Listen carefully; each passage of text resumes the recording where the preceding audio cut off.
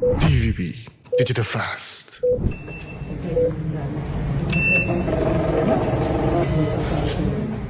The second phase of voting in the Myanmar military's 2025-26 election was held in 100 townships across 12 states and regions on January 11th. The first phase was completed on December 28. The Union Election Commission admitted irregularities but promised all will be fixed.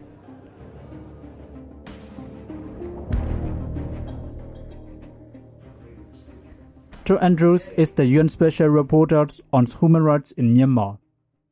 You cannot have a free and fair election when you arrest, detain, execute political leaders, where it is a crime to criticize the junta, it's a crime to speak the truth, it's a crime for journalists to do their jobs. It's simply impossible. So if you believe in the fundamentals of a free and fair election, which includes the opposite of what I've just described exists in Myanmar, then you simply must reject this exercise as anything other than illegitimate. Senior General Myanmar, who seized power in a 2021 military coup, inspected polling stations in Yangon on January 11. His coup overturned the result of the previous election, considered free and fair by international observers in 2020. Myanmar accused the National League for Democracy of voter fraud, but he has never provided any evidence over the last 5 years.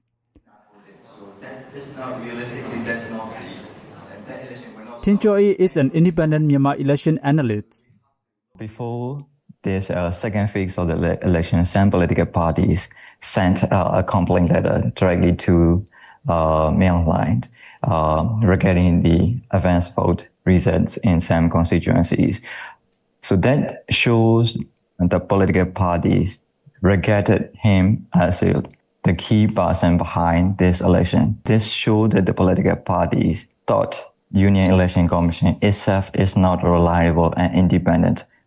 Analysts say Myanmar wants voters to cast ballots for the military proxy Union Solidarity and Development Party. The USDP were upset by the NLD party in the two previous elections. Both were declared free and fair by the international community. This time around, the elections have been called a sham by the UN and several Western countries. Noticeably absent was the US. The Trump administration in Washington has ordered its diplomats not to comment on elections abroad. Really started to open up, and there were 10 years. Richard Horsey is the senior advisor on Myanmar for the International Crisis Group. The Trump administration has no ideological commitments in Myanmar. It's not interested in democracy. It's not interested in human rights. It's not interested in supporting the people of the country as a good thing. It's interested in deportation of Myanmar migrants back to Myanmar. It's interested in maintaining tariffs. And it may be interested in some of the resources that Myanmar has, the natural resources that Myanmar has. So up until now, Myanmar has been an extremely low priority for this administration. Results from the second round of voting in Yangon's Komu Township shared with DVB by the People's Party reported that the USDP won. But the candidate added that he will ask the UEC for a recount. Komu is the parliamentary seat held by Aung San Suu Kyi since a 2012 by-election that led to Myanmar's brief transition to democracy. The parties that did the best in the last election cycles, including the National League for Democracy, that won overwhelmingly in what the international community viewed as a free and fair election.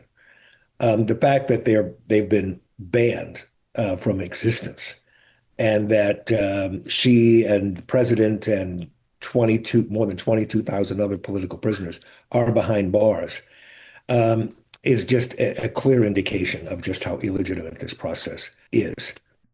Aung San Suu Kyi has been held in prison by the military since the coup on February 1, 2021. she has been incommunicado for the last 2 years, unable to speak with family or meet with her lawyers.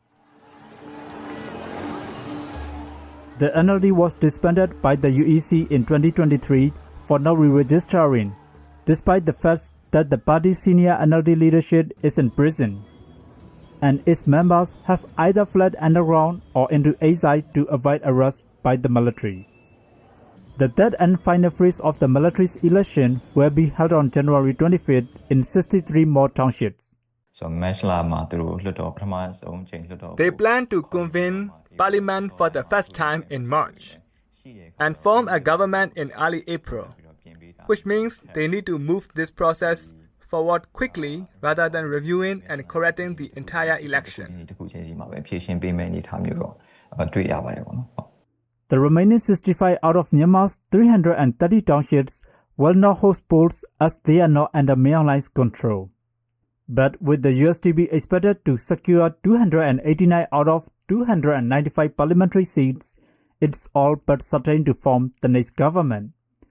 The UEC will release the final military 2025-26 election results at the end of the month. For TVB English News, I am Sominthe.